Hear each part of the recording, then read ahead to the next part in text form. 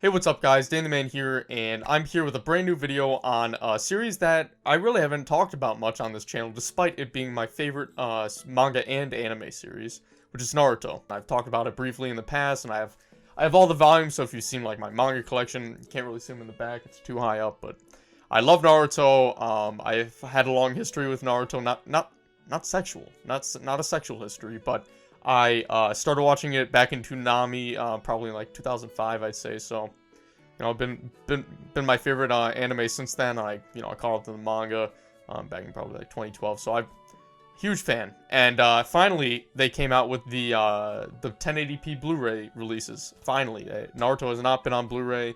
It's been very frustrating to me because I've been wanting to watch it in 1080p for a while.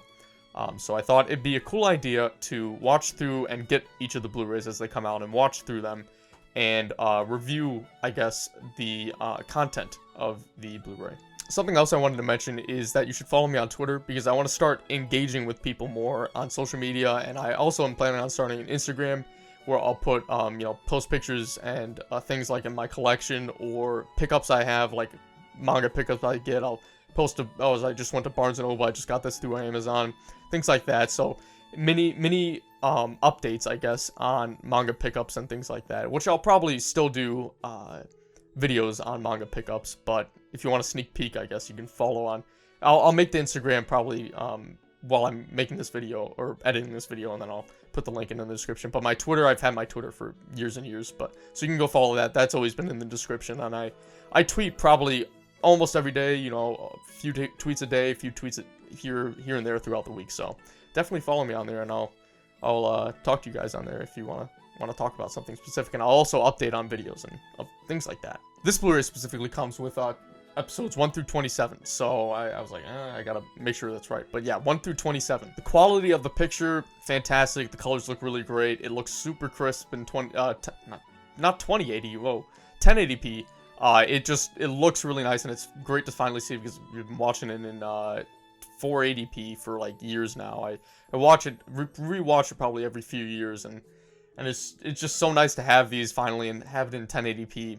I can't overstate how good it looks, so I'd recommend getting these Blu-rays if you're a fan of Naruto. So I'm going to be doing these videos is basically breaking up each box set by like arcs or mini arcs or whatever. So the first 4 episodes of this Blu-ray is just kind of introduction, so I'm going to talk about that, and then I'm going to move on to the Zabuza arc, and then this box set ends with the beginning of the Chunin exams. I think it's like the first or second episode of the second exam in the Chunin exams. And I'm gonna basically spoil the shit out of this, so if you haven't seen Naruto, definitely watch it. Like I said, it's one of my favorites, and I think it definitely has some lows, and it definitely has some extreme highs, but overall, I think a lot of it has to do with nostalgia is why it's my favorite, but I think it's definitely a seriously quality series in general. So if you hear people like, Naruto's overrated, Naruto's dog shit, don't listen to them. Just give it a chance for yourself.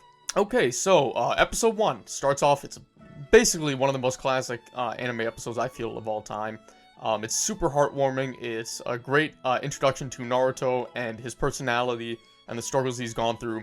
And it's the start of Naruto and Iruka's like father and brother kind of relationship. It's really nice. It introduces the combat in the series. Ninja scrolls, Shadow Clone Jutsu, which is basically one of the most popular jutsu in the whole series. And my main takeaway from the first episode is just Naruto and Iruka's relationship forming, and it's a very heartwarming thing to see. Someone who truly just sees the good instead of the bad, like basically everyone else in the village sees of Naruto, and he sticks up for him, he gets some ramen, and it's very heartwarming. Episode 2 is very fun. It's just basically Naruto and Konohamaru just goofing off, and Konohamaru's admiration of Naruto starting to form. At first, Konohamaru is like, oh, look at this loser. He's just gonna look at me as like the third Hokage's grandson. But Naruto doesn't give a fuck about that Konohamaru's third Hokage's grandson. He just treats him like some dumb brat. And I really like that. Really like Naruto and Konohamaru's relationship, and it's just a funny episode. And something I completely forgot was that Konohamaru was introduced basically before any of the other main characters in the series, like Kakashi, Sakura, Sasuke. It's just weird to think about. I never really thought about that until my rewatch this time. And episode 3 and 4 is now focused on the introduction of the different teams. They get assigned their teams. The Genin now. And Naruto, Sasuke, and Sakura, you get to see their struggle in accommodating to each other. And of course, Sakura loves being on Sasuke's team, but Naruto doesn't like being on Sasuke's team, and Naruto likes being on Sakura's team. It's a whole thing. There's a bunch of, and I've something I noticed was these characters are actually kind of mean to each other. Like all the Genin have a very what's the word I'm looking for? Immature. That's it. I know, very, very complex word I had to think of, but immature.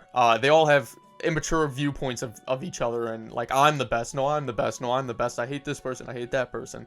And I love, it's actually kind of a funny episode 3 specifically, where Naruto, I just love, like, Naruto pretends to be Sasuke, and he strings Sasuke up, and he bonds him up. Not that way, but he strings him up and everything. And then he goes to try to flirt with Sakura and get a kiss and everything. And then right when he's about to kiss Sakura, he has to take a shit. And I just love that. Like, he has to go take a shit so badly he can't even hold it in, and he runs off. And like, I don't know, it just cracked me up. Like, I love that for some reason. And episode 4 is basically about Team 7 learning to work together and take the belt from Kakashi. Another really, really classic episode in Naruto, and anime in general. And I really like Kakashi's like test for them, and how the whole thing is where Naruto is tied up and Sakura and Sasuke are given food, and they have to, Kakashi says if they give food to Naruto, then they all fail. Or they all fail. And then they do it anyways, and then Kakashi's like, you guys pass because they're good people, I guess. Okay, so now it starts up the first main arc in Naruto, the first real arc, which is the Zabuza Haku arc, that everyone loves, including me. Everyone says it's basically one of the best Naruto arcs in general, and so it's an amazing that it starts off so strong. Something about this arc that I really like is they introduce Zabuza and Haku fighting Team 7. Not really Haku as much, but Zabuza's fighting Team 7, and Team 7 really gets to see how much a true, like, villainous ninja is stronger than them. You know, Naruto is very cocky. He's like, oh, I can take on anyone. I'm gonna be the greatest ninja in the world, blah, blah, blah, blah, blah. And Sasuke is also very, you know, he's everyone's been praising him as like a prodigy, Uchiha prodigy and everything, so he has a very hot, big head as well. And so fighting Zabuza shows them, is like, oh shit, this guy can fuck us up. And it gives them a really good reason to why they have to train, and especially why they have to train right now. And it brings them into a cool little arc where they're, you know, training to run up the trees with the chakra on their feet. And it leads to a really cool, like, little dynamic and competition between Team 7. Sakura can do it right away, and Sasuke and Naruto, which are supposedly the better ninja, the better prodigies, I guess, struggle with it at first. So it's kind of cool that to see Sakura do better than them, and, you know, who gets kind of shut down basically the whole rest of the series. It's cool to see her excel at the beginning. And there's a really great shot of when Naruto and Sasuke finally gets at the top of the trees, of them like standing on top of the trees, and there's a moon behind them. I'll probably put it up. I love that shot. It really stuck out in my head. And I like how it forms a bond between the team, especially Naruto and Sasuke. I like this part where they come back, they're exhausted, and they're both like holding each other up, and it provides good character development for the whole team, and you know, development in their training as well. Something that stuck out in my mind when I was rewatching is Zabuza had this like communicator, some kind of radio communicator, and I completely forgot that there was technology in Naruto before Boruto. Because when Boruto came out, I'm like, what the hell is all this? Like, there's a massive city behind the Hidden Leaf Village, and they got TVs and all this stuff within like 10 years. I'm like, holy, what the hell happened? But I guess there was technology all the way back from the beginning of the series, and it completely slipped my mind. So I guess it makes a little more sense. I don't know if I necessarily buy the massive city behind the Hidden Leaf Village in Boruto, but that's a whole nother thing. And the main fight in the arc is awesome. Especially, I really like Naruto and Sasuke versus Haku. I think that fight's awesome. It really shows character development for the two characters, especially Sasuke, who seems to be, you know, very selfish and doesn't care about anyone else, except his one main goal is to kill this one certain person.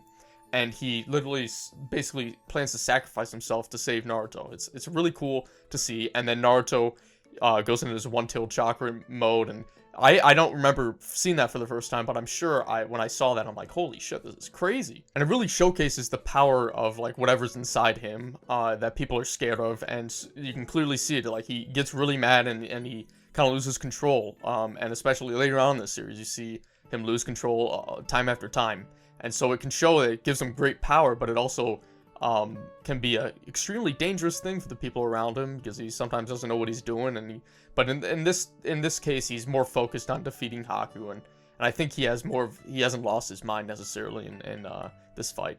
And that brings me to Zabuza and Haku's relationship, which is really well done. I like the backstory of them, where Haku's just kind of cast aside, and Zabuza, who's not really a kind necessarily or warm person, or doesn't really care about anyone, sees this kid and reminds him of himself kind of, and he takes him in and raises him. And they still don't really show a lot of emotion towards each other, or, I'm sure they don't like hug or tell us like, oh man, I love you, man, and stuff like that. I'm sure that doesn't happen. So despite that, it's cool having a mutual bond between them, and it's really well done and portrayed in this arc. Especially when Haku's killed and Zabuza, goes crazy on the mercenaries with the kunai in his mouth. And that scene is just so sick.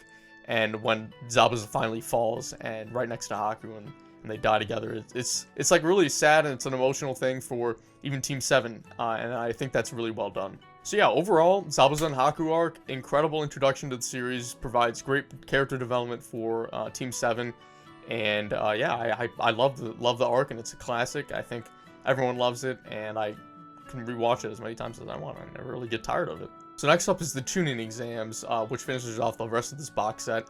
And like I said, I think it goes up to like the second episode of the second exam of the Chunin exams. So I'm not going to go super into the Chunin exams until next box set, when it really gets to the fighting and the best parts of the Chunin exams. But I really like the introduction of the Sand Village. That's something I really enjoy about this arc. Gaara, Temari, and Kankuro's introduction is really like villainous. It's like these guys are just plain assholes. And I love, I think like Kankuro talks about how he's afraid that Gaara's gonna kill him. Like that shows that this man, this boy Gaara, is like someone to fear. If his teammates think this guy might like off him, like that's crazy. This guy means business, and it leads to some awesome stuff in the future. I'll talk about it, of course, in the later box set episodes. But it's really cool to see the introduction of other ninjas, just besides the Hidden Leaf Village in the Chunin exams. And there's, of course, the Sound Ninja as well, but I don't really count them because it's kind of fake. But I'll get into that also later on in another video. Something I thought was pretty interesting is Rock Lee, Neji, and Temari are kind of introduced as, like, intimidating assholes. Like, they're not, like bad guys, like, Gaara, Temari, and Kankuro are kind of introduced, but they're like, the older kids, and I really like that they're older. I think it shows like some definitely adversary, instead of just all the normal Genin in the same year. It shows that these guys